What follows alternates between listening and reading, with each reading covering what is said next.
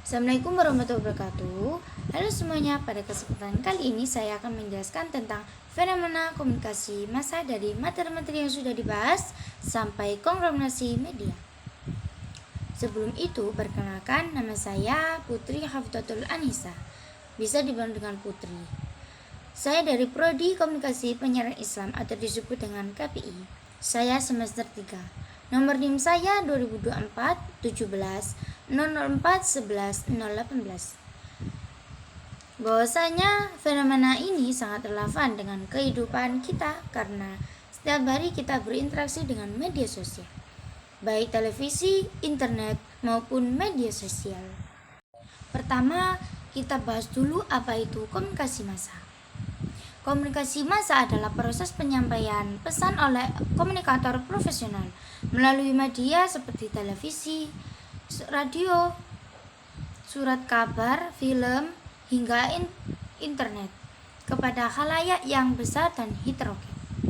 Ciri-ciri komunikasi massa meliputi: yang pertama, pesannya bersifat umum, disebarkan untuk banyak orang. Yang kedua, komunikator tidak mengenal audiens secara langsung. Yang ketiga, komunikasi berlangsung secara satu arah. Dan yang keempat, menggunakan media teknologis.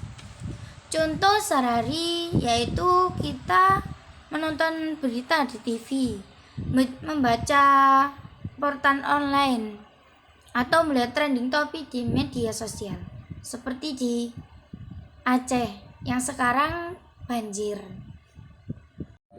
Media massa berkembang sangat cepat. Awalnya media massa hanya berupa media cetak seperti koran dan majalah.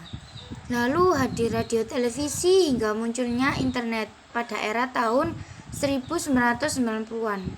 Saat ini kita memasuki era media digital, di mana informasi menyebar secara cepat dan bersifat dua arah. Setiap orang bukan hanya konsumen, tetapi juga produsen konten. Kita bisa membuat postingan video, opini, dan menyebarkan ke banyak orang.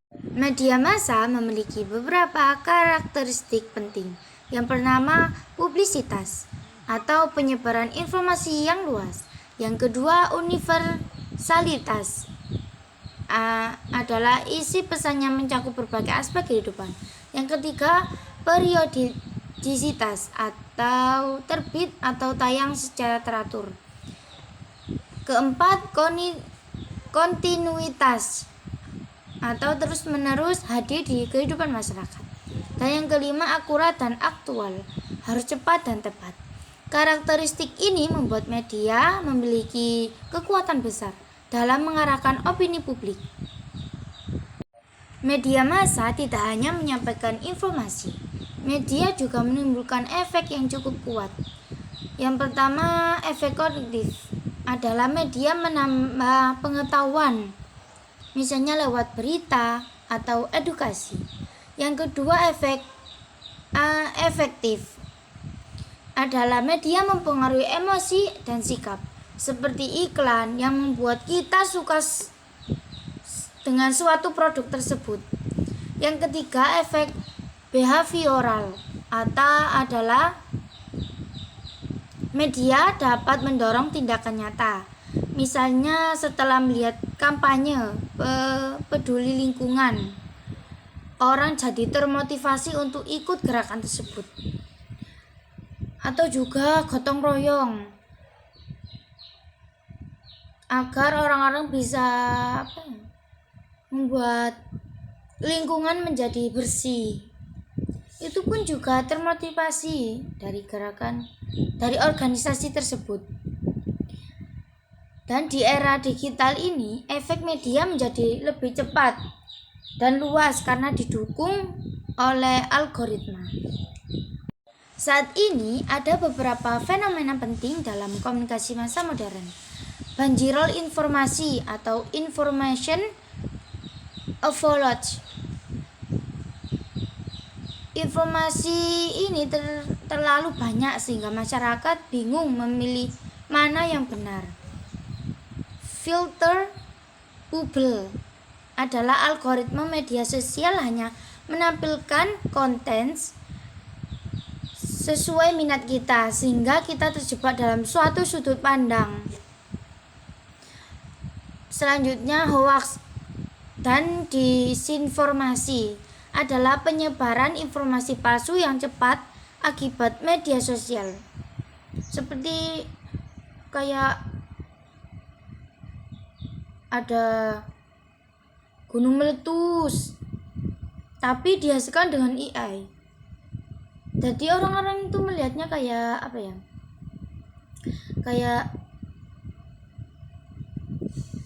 Kayak wah itu benar atau bohong ya. Jadi orang-orang selalu bilang itu kayak bingung lah contohnya. Selanjutnya, kompetisi kecepatan. Media berlomba-lomba menjadi yang tercepat, kadang mengorbankan akurasi. Fenomena ini menunjukkan bahwa media memiliki pengaruh besar terhadap cara berpikir masyarakat. Sekarang kita masuk ke salah satu fenomena paling penting, yaitu konglomerasi media. Konglomerasi media adalah penggabungan atau kepemilikan banyak jenis media oleh satu perusahaan besar. Contoh bentuk konglomerasi. Yang pertama, satu perusahaan memiliki TV, radio, surat kabar, berita, portal berita, dan platform digital. Yang kedua, beberapa media lokal diakuisisi oleh grup besar. Yang ketiga, media bekerja sama dengan perusahaan non-media seperti e-commerce, perbankan, atau industri hiburan. Hasilnya kekuatan media menjadi terpusat pada segelintir orang. Konglomerasi media memiliki dampak positif antara lain. Yang pertama, efisien produksi.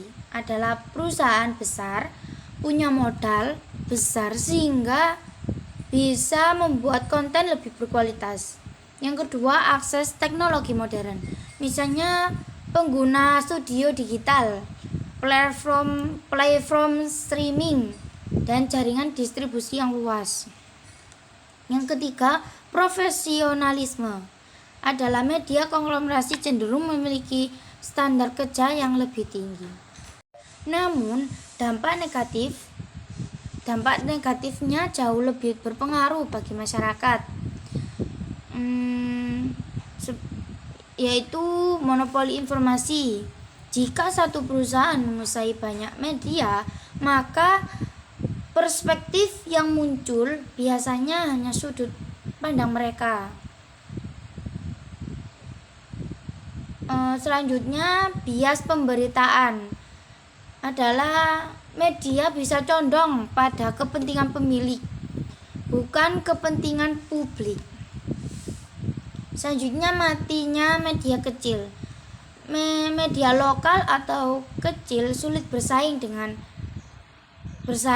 dan akhirnya gulung tikar. Yang keempat, demokrasi melemah. Ketika media tidak lagi independen, masyarakat sulit mendapatkan informasi yang objektif.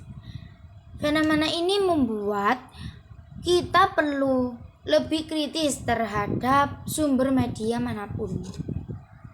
Kesimpulannya yaitu komunikasi massa memiliki peran sentral dalam kehidupan masyarakat, mulai dari penyebaran informasi, pembentukan opini publik, hingga pengaruh terhadap perilaku. Namun, perkembangan media digital dan munculnya konglomerasi media membuat kita perlu lebih bijak, kritis, dan sadar bahwa tidak semua informasi itu benar ataupun salah. Demikian penjelasan saya mengenai fenomena komunikasi massa dari materi dasar hingga konglomerasi media. Terima kasih telah menyimak video ini. Wassalamualaikum warahmatullahi wabarakatuh.